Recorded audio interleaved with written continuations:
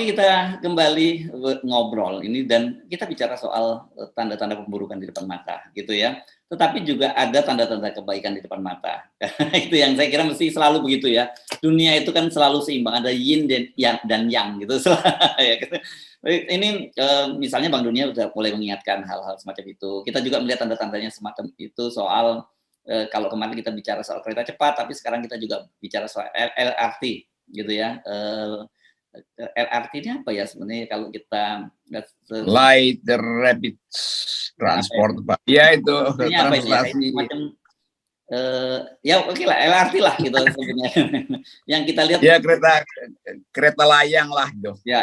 Yang pembangunannya juga tanda-tandanya bakal mangkrak juga gitu. Jadi saya membaca teman-teman di Tempo menulisnya sebagai proyek gerusa-gerusu. Kan gitu disebutnya dari Presiden Jokowi, itu banyak terjadi. Sementara ini ada teman-teman dari aktivis 98 itu mereka menaruh namanya Biorka 98. Menggunakan itu.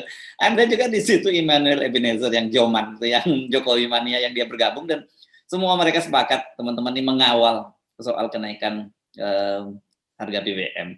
Kita perlu ingatkan bahwa sekarang tuntutan harga BBM itu hanya pintu masuk, tapi sebenarnya persoalannya jauh lebih besar daripada itu.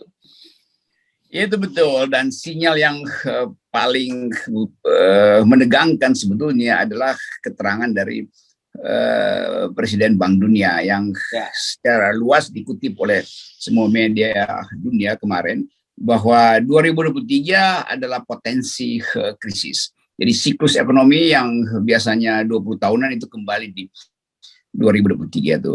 Dan itu yang mungkin akan memberi sinyal bahwa kalau pemerintah masih berupaya untuk memamerkan keberhasilan, itu akan dibatalkan oleh statistik dunia itu.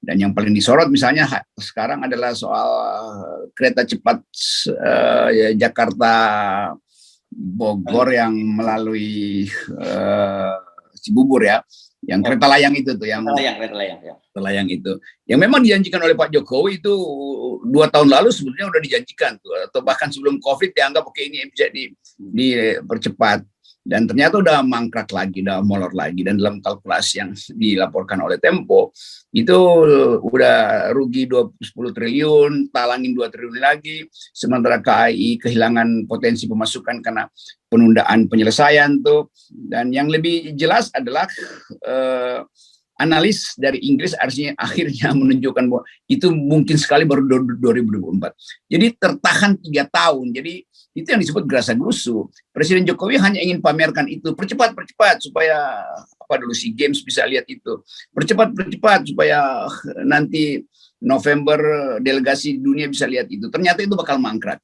Jadi bahkan Tempo tulis dengan cara yang sangat satiris bahwa itu akan jadi proyek mangkrak terpanjang karena 40 km mangkraknya tuh. Jadi itu intinya. Jadi teguran pada Pak Jokowi bukan sekedar datang dari jurnalis dalam negeri, tapi juga jurnalis dunia tuh. Jadi Pak Jokowi ditegur sebagai orang yang ambisinya nggak bisa tertahankan, tapi modalnya kecil banget.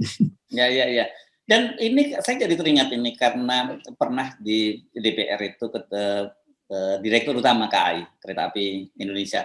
Akhirnya kan dia yang ketimpa beban gitu. Karena proyek seperti LRT tadi itu kan digarap bukan oleh KAI semula, itu adikarya gitu. Begitu juga dengan proyek kereta api cepat di Jakarta Bandung, kan lead-nya juga bukan kereta api PT KAI, dan direkturnya waktu direktur KAI menyatakan ya beginilah kalau sebuah proyek diserahkan bukan pada ahlinya. Karena kenapa mesti diserahin kepada yang lain, pada gua gitu. Dan kalau saya kira nanti kalau diserahkan PT Kereta Api, kemungkinan besar mereka akan memberikan opini yang berbeda. Itu yang saya kira mungkin dipahami pemerintah.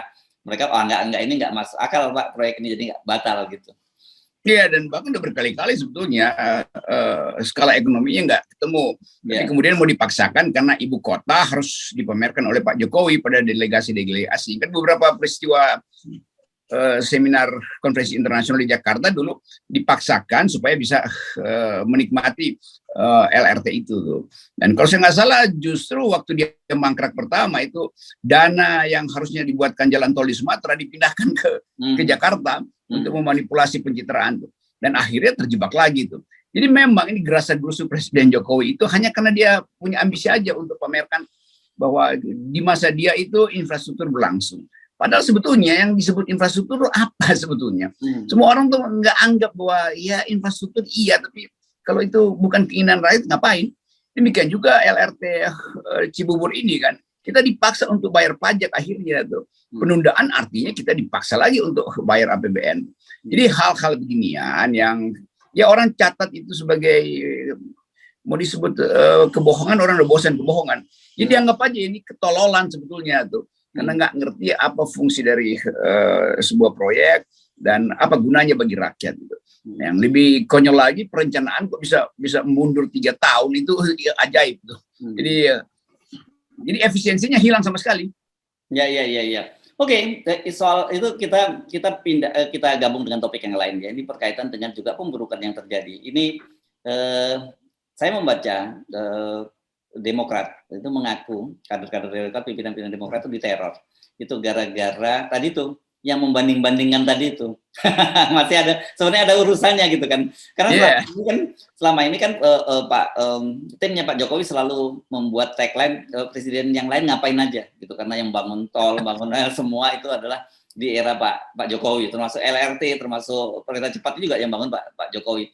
Tapi kemudian rupanya pidato di Rapimnas kemarin Agus Harimurti, Ketua Umum Demokrat, itu menyinggung bahwa ini sebenarnya Pak Jokowi kan dia rupanya membela Pak SBY, kata disebut tidak ada pembangunan infrastruktur dan sebagainya. Dia menyatakan bahwa itu banyak sebenarnya proyek-proyek itu diinisiasi oleh Pak SBY, tapi pada waktu karena masa jabatannya berakhir, jadi tidak bisa melanjutkan, dan yang sekarang tinggal gunting pita. Ini saya kira Agus juga rupanya nggak nonton perayaan 17 Agustus di istana yang ada satu penyanyi kecil Farel yang bilang ojo banding-banding gitu. Senang karena akhirnya saling mengolok-olok dan saling mengejek sebenarnya. Tapi begitulah politik, karena ketidakpastian membuat orang nyari cara untuk saling menjatuhkan. Tapi memang faktualnya begitu. Kalau dibilang Pak SBY mangkrak Hambalang, ya mungkin ya benar itu. Dan sudah dinyatakan memang mangkrak proyek Hambalang itu. Tapi jalan menuju Hambalang, yaitu kereta cepat itu yang 41 km, justru itu lebih mangkrak lagi kan. Jadi nanti orang bandingkan, iya tuh Pak Jokowi. Iya, kereta cepat apa betapa sensasional ketika Pak Jokowi memamerkan LRT, betapa sensasional ketika Pak Jokowi memastikan bahwa orang bisa dalam setengah jam udah nyampe di Bandung melalui kereta cepat juga tuh. Semua itu akhirnya berantakan kan. Jadi apa yang ingin kita ingat yaitu perkelahian antar elit sebetulnya kan. Dan kenapa itu terjadi? Karena nggak bisa berkelahi secara ide. Itu intinya tuh. Ya tentu saja juga sangat mungkin juga berlebihan kalau Demokrat mengarahkan kritik di masa lalu, karena itu pasti akan membongkar lagi kritik terhadap Demokrat. Jadi sebaiknya kita mau bertanding masa depan seperti apa. Nah kelihatannya Demokrat memang memanfaatkan suasana untuk memancing kemarahan pihak Jokowi dan pihak Ibu Mega. Nah itu yang terjadi sebetulnya tuh. Jadi ya kita anggap itu strategi cerdik dari Demokrat untuk mengingatkan bahwa itu panjang, hasutannya akan panjang. Kalau yang masa lalu udah dalam sejarah, tapi yang masa sekarang itu adalah mangkrak yang sedang dibuat. Kira begitu. Tapi tentu saja yang kita perlu soroti itu, ini sekali lagi kalau benar ya pengakuan dari Demokrat bahwa mereka ini sekarang diteror, begitu ya, bukan hanya mereka pribadi tapi juga orang anak dan istri. Dan yang mengagetkan katanya kok mereka tahu nomor-nomor yang sebenarnya nomor itu tidak dipublikasi untuk publik gitu. Jadi apakah ini kemudian bagian dari hackeran juga gitu? Ya tentu Pak SBY atau Demokrat sebagai partai yang lama berkuasa punya kuping di mana-mana tuh. Tetap dia punya kemampuan intelijen lah. Ini juga orang mesti tahu bahwa SBY tetap memantau, dan aparat Pak SBY pasti ada di semua partai atau bahkan di istana masih ada tuh.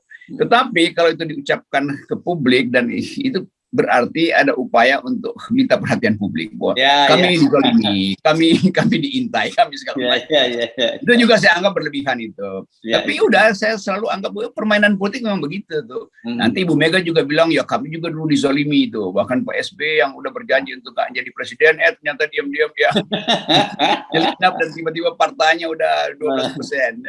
Ya, Jadi ya. kejengkelan-kejengkelan masa lalu atau dendam atau kesumat bahkan masa lalu itu terjadi lagi sekarang. Kenapa itu terjadi? Karena semuanya berebut calon presiden yang terhalang oleh elektabilitas masing-masing. Tapi lebih dari itu terhalang oleh threshold 20%. Kan itu semua terjadi begitu kan.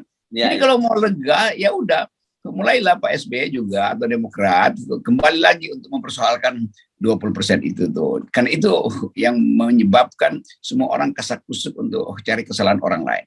Tapi bagi kita sebagai pengamat merasa bagus begitu supaya ada bahan yang kita bahas. Tapi saya kira betul, kita sepakat, kita dorong terus mereka ribut di antara mereka sendiri dan kemudian sampai pada satu titik mereka satu kesadaran, iya persoalannya itu karena presidensial threshold ini gitu. Tapi kenapa mereka selama ini seolah-olah menghindari isu ini gitu. Ya karena mendua kan sebagai politisi Ya, mau pragmatis juga tuh, jangan-jangan memang nggak bisa dibatalkan 20%, jadi mulai siksak cari gorong-gorong sebetulnya. Tapi bagi kita atau bagi saya FNN, ya tetap aja kalau itu 20% tidak mau dinihilkan, tidak menolkan, tetap saya akan pimpin LBP, Liga Boykot Pemilu. Jadi bergabunglah Demokrat, kan semua partai kan cuma PDIP yang punya 20%, PDIP tak bergabung. Jadi gerakan moral itu penting untuk menekan Mahkamah Konstitusi. Masih panjang, masih ada waktu 1,5 tahun untuk membatalkan threshold itu. Jadi tetap kita berjuang di rel kita. Dan mereka yang menganggap, wah FNN, Rocky Gerung itu pro-Demokrat atau pro-Anies, enggak. Kita pro 0%. Jangan 0% tuh kita hajar satu-satu itu. Ini dihajar secara intelektual. Kira-kira begitulah. Iya, saya heran. Kenapa mereka tetap bersikeras seperti itu gitu. Padahal mereka sendiri juga nggak punya kuota juga kalau mereka tetap memegangi rat-rat 20% ini. Hanya PDIP kok yang bisa gitu. Yang lain-lain nggak bisa. Ya itu tadi kayak disihir gitu kan, bahwa nanti akan ada keajaiban tuh, tapi sebelum keajaiban datang kita siksa dulu di wilayah elektoral. Udah pasti nggak datang keajaiban itu kalau kita nggak bergerombol untuk datang ke DPR. Bayangkan semua partai yang nggak punya threshold kepung aja Mahkamah Konstitusi kan itu lebih masuk akal. Kalau itu terjadi udah itu pasti sidang darurat supaya menolkan itu. Jadi itu intinya. Nah ini yang kita sebut moral politik itu akhirnya dikalahkan oleh ambisi personal dari tokoh-tokoh politik sekarang gitu. Padahal moral politik justru yang akan membuka peluang bagi mereka untuk berkompetisi secara sehat. Kan dasar itu sebetulnya yang secara etis diterangkan terus dalam satu semester ini oleh FNN. Yes. Jadi teman-teman Demokrat nggak usah lah yang tadi itu apakah betul memang dihack atau sekedar playing victim gitu. Ini kan rupanya Bung Rocky udah paham banget lah, udah baca cerita lama. Nggak perlu seperti itu.